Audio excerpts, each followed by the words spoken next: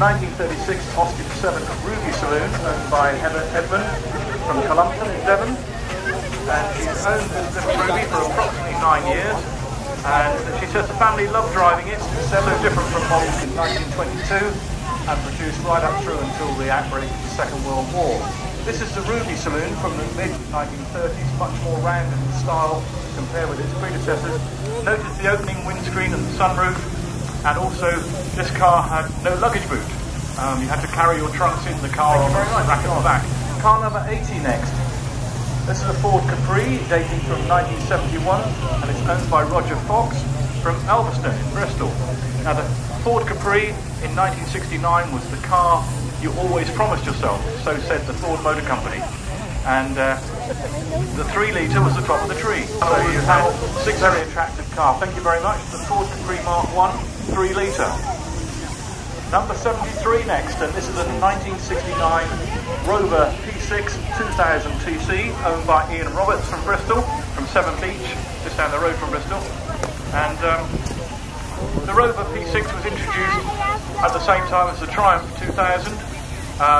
So the Rover and the Triumph 2000 models were rivals in their time. Thank you very much.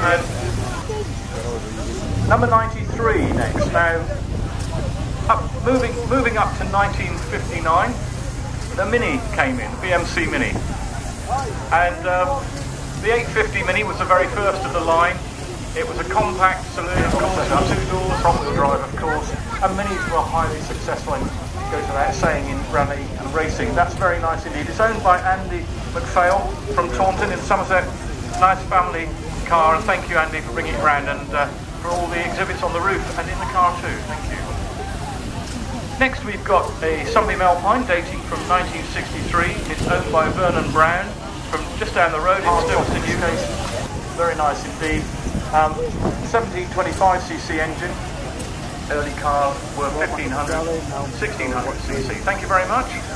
Another Austin 7 now. This is also a Ruby. No, it's another Ruby. This is another Ruby, dating from 1937, and it's owned by Richard Edwards from Swindon. And he acquired the car 17 years ago from near Southampton. No history up until the 1990s is owned, but this little car has taken the Austin 7 Ruby. Now we've got an MG Y Series car dating from 1951, this one. They were produced from 1947 until 1953 with just under 10,000 being built. Car number 68 now. This is John and Heather Knott from North. Can you just stop there please, John? Because I think this moment should not pass without just mentioning that in fact you've got a significant birthday tomorrow. Sports car. And with an 1800cc B-Series engine, it had bags of low-speed pulling power as well as a high-speed cruising ability, so you could cruise all day at 70, no problem, especially if you had the overdrive. And wire wheels, of course, really set off the car. So thank you, John.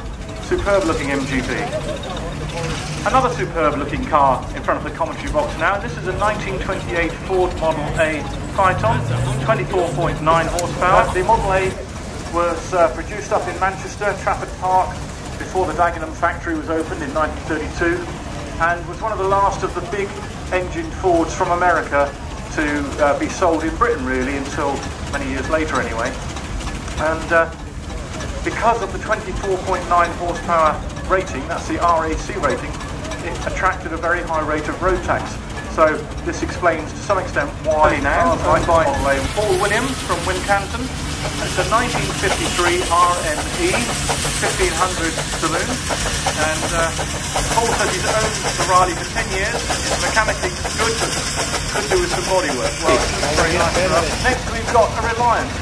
Now the Reliant Motor Company, based in Tamworth in Staffordshire, is well known for its 3-wheelers and the small 4-wheelers, the Regals and the Rebels and the Robins and so on, but they also produce, mustn't mention them, okay, mustn't mention them, I'm sorry, but they also produce the Scimitar.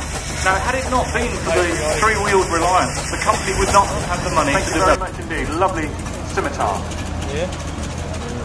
Another great car. The Morris Minor. This is the convertible version, dating from 1964. Now we've got a 1956 Austin Princess. It's a Vandenfla with a 3.9 litre Rolls-Royce engine.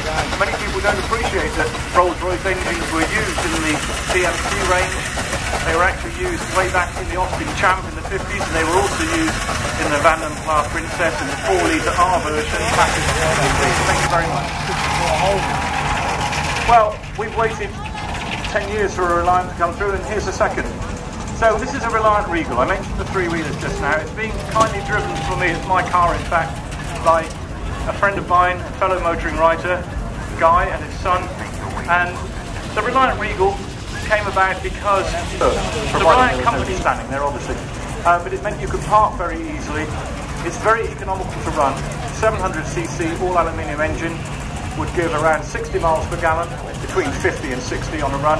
Top speed is around 70 miles per hour, and actually it's very easy to drive and much more stable than you would imagine. So there it is, the little Reliant Regal from 1972. Thank you, Guy. He's going to do one more twirl, I think. Yes, I think he's going to do a twirl. Please don't tip it over, Guy. And there we are, the Reliant Regal. Thank you very much, Guy. 1962 Heinkel Trojan, owned by Ethel and Zenful from Cossell in Nottinghamshire. This little car has also got a lovely family story. It was pushed to the back of the garage for many years and then brought out of hibernation. This too has a superb turning circle. They were easy to park, ideal for town transport, and of course the bubble cars, as this did, became very popular during the 1950s, just after the Suez crisis when fuel was in short supply. You might take 2LL joining in with the spirit of the event. Now I mentioned earlier that the Austin Big 7 had pressed steel wheels, in other words perforated steel wheels, like this car, number 22 in front of the commentary box. They took the place of the wire wheels, giving the car a more modern appearance. This lovely Austin Big 7 is the property of around 40 plus miles per gallon, so pretty economical and providing a bit more room than the conventional Austin 7. Now, a Lotus. Very nice too. Now this is a 1972 Lotus Elan Sprint owned by Chris Fluid from Camborne. Car number 70 next. This is a 1967 Wolseley Hornet Mark II owned by Mrs. Doreen Larkham from Sherborne. And the Wolseley Hornet owned by Steve Butler from Wimborne. An original car owned by Lord Granville West in 1966. Minimal restoration being carried out. That is a fantastic motor car. The Imperial was at the top of the Humber lineup, so you have the Humber Hawk, the Humber Super Snipe, and the Imperial.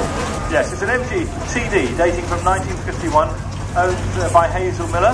Hazel's husband Peter is chairman of the Irish Agricultural Museum, in the beautiful grounds of Johnstown Castle near Wexford.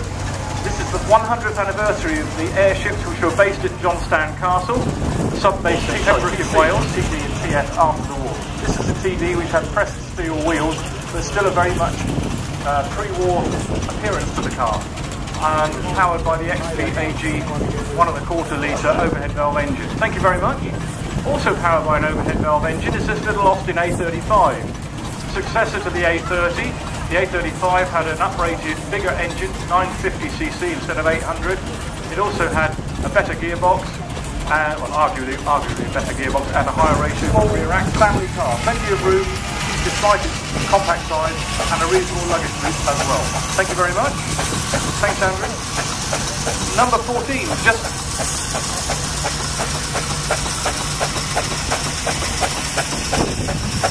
got through in front of the commentary box. Please excuse the pause there. It's a 1934 Humber Came 25 years ago. It was brought there by the Roberts family who retired from Chelmsford, and Kevin says he bought the car there in 1999. Just needed a respray, but otherwise it's all original. And it is the utility estate car produced by Hillman. They had the Hillman Husky, the Comma Cob, many of which were bought as vans, save purchase tax, and later converted to an estate car like this. Owned by Martin Orty from Bristol. This is actually a 12-4 coupe bought by Martin's dad, who was going to restore it. Some years passed when Martin took it over, and it's now been in regular use for the last 12 years. And that is a fabulous looking car, very rare version. You might see another Morris Cowley, but I doubt you'll see another 12-4 coupe like that. Thank you, Martin. Absolutely marvellous. Morris Eyes, one Sunbeam Series 3 drop-in coupe, dating from 1947. It's got a 10 horsepower engine, and this it's very nice to see. This 2.3 litre engine, the Sunbeam. We've got 4 more cars. First of which is number 51, John Whitehead from Ilfracombe in his 1977 TR7 with a 2 litre engine, fixed head bodywork. Some of them, the later cars, were drop heads, of course. The TR7 was quite controversial when it was introduced to the traditional TR rear drive, but it's been extensively rebuilt during recent years. So thank you very much indeed. Car number 32, I can't keep up. Number 32, just going through in front of the commentary box, is an A40 Somerset. Very nice indeed, owned by Bob Colts from Weston-super-Mare, appropriately enough, Somerset. In Devon and Dorset saloon. Dorset is a 2-door version in 1947-48. Somerset came along in 1952, much more rounded in its styling. Looks very much like the A30 you saw earlier, but separate chassis, 1200cc engine. Very nice, comfortable family car. Thank you very much. Next we've got car number 63, which is an Austin A40, owned by Gail Coles from Weston-super-Mare. Unhindered access to the back of the car and the luggage compartment. That's a Mark II with a 1098 engine, while giving a good turn of speed, around 48 horsepower, quite capable of nearly 80 miles an hour, and still would return around 45 miles per gallon on a run. Thank you, Gail. Last but not least, we've got a lovely MGB V8 fixed head coupe owned by Graham Jewell. They were all fixed head coupes, by the way, from the factory. From Creekmore, Graham is. The MG